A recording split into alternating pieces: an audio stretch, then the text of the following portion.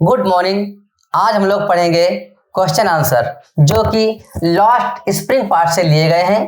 देखते हैं question number 1। What is the importance of garbage for children in Seemapuri? Seemapuri में बच्चों के लिए गार्बेज का क्या महत्व है? गार्बेज का अर्थ है कूड़े का ढेर। आंसर देखते हैं। Garbage is gold to the children of Seemapuri. Seemapuri के बच्चों के लिए गार्बेज सोना है। It provides them something valuable. यह उन्हें कीमती चीजें प्रदान करता है।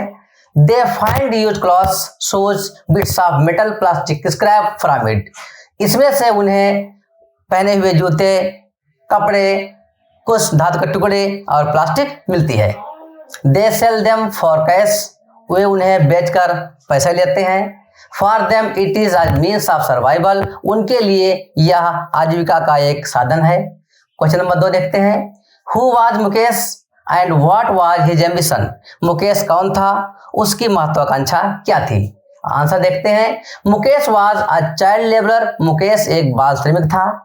He worked in a glass bangle making factory in Firozabad. वह फिरोजाबाद में चूड़ी बनाने वाली फैक्ट्री में काम करता था। His ambition was to become a motor mechanic. उसकी महत्वाकांक्षा मोटर मैकेनिक बनने की थी। क्वेश्चन नंबर 3 देखते हैं। How is Mukesh different from the other bangle makers of Firozabad? Mukesh Firozabad में अन्य चूड़ी बनाने वाले लोगों से किस प्रकार भिन्न है? आंसर देखते हैं।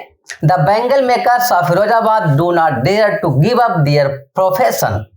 फिरोजाबाद में काम करने वाले लोगों में हिम्मत नहीं है कि वो अपना काम छोड़ दें या बदल दें।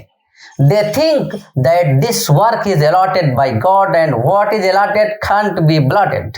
वे सोचते हैं कि यह काम उन्हें ईश्वर के द्वारा मिला हुआ है और जो ईश्वर ने काम दिया है उसे बदला नहीं जा सकता। अर्थात जो ईश्वर ने लिख दिया है उसे बदला नहीं जा सकता। But Mukesh is different from them. लेकिन मुकेश इन सबसे अलग है। He wants to be his own master. वह अपना स्वयं का मालिक बनना चाहता है।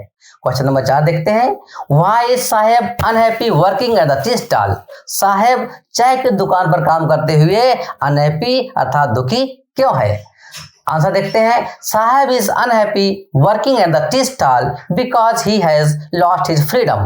साहेब चाय की दुकान पर काम करते हुए दुखी इसलिए है क्योंकि उसने अपनी आजादी खो दी है। देखते हैं question number 5। What does Saheb find sometimes in the garbage? What does he do then? What does Saheb find sometimes? Saheb को कभी कभी क्या मिलता है? In the garbage कचरे में। What does he do then? फिर वह क्या करता है? Answer. Saheb is a poor rag picker. Saheb एक गरीब रैग पिकर है अर्थात कचरा बीनने का काम करता है। He lives in Seemapuri. वह सीमापुरी में रहता है। Sometimes he finds a rupee or a 10 rupee note और a silver coin in the garbage. Sometimes कभी कभी he finds उसे मिलता है a rupee 1 रुपया और a 10 rupee note अथवा 10 रुपए का नोट और a silver coin अथवा एक चांदी का सिक्का in the garbage कचरे में। अर्थात कभी कभी उसे कचरे में 1 रुपया 10 रुपया या एक चांदी का सिक्का मिलता है।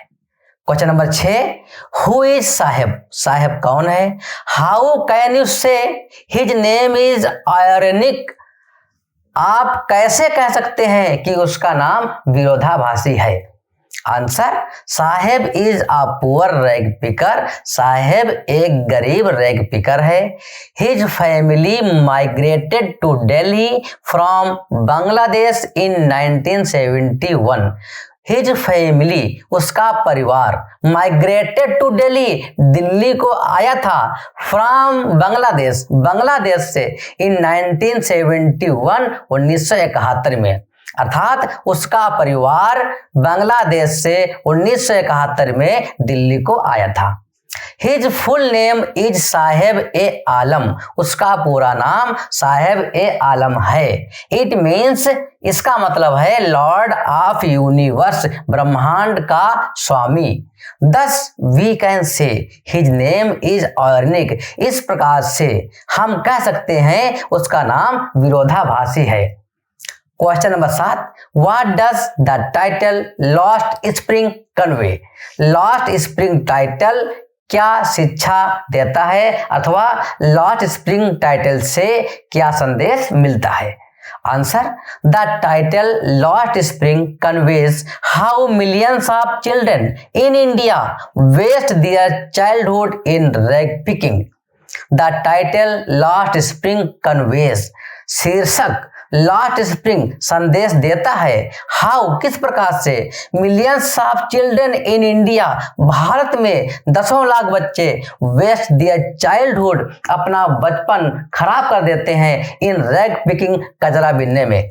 Childhood is the best phase of life as the spring of all seasons.